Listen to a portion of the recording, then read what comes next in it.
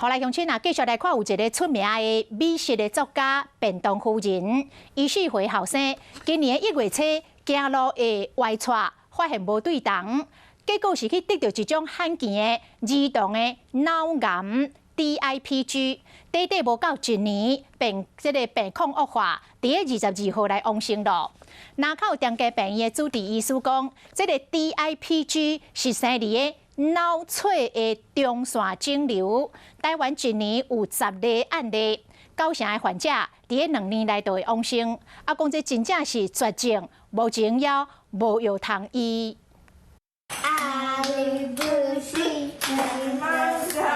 活泼的囡仔兄欢喜和处理的人爽，伊是有名的美食作家便当夫人后生新雄，今年4岁看起来真健康，不过说伫咧年初得到真罕哩款脑癌，抗癌无到1年不幸过身。10岁然后就吞进去，怪喙喘目，讲话搁慢。原来身上得到是弥漫性类型性脑干加质 DIPG 的脑癌，而且是上恶性的儿童肿瘤。弥漫的内生性桥脑的胶质瘤。那因为它长在我们的脑干的正中央，那因为我们脑干从中脑、桥脑到眼髓是一个相当长的结构，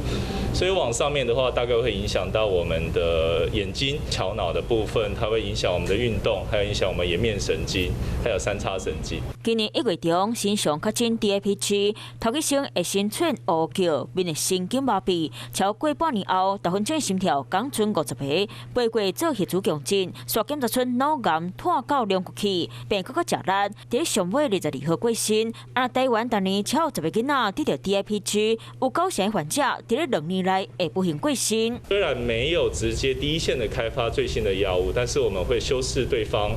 开发出来这几个药物，帮它奈米化，可以通过血脑屏障。第二个，我们透过微帮谱可以直接送到脑干。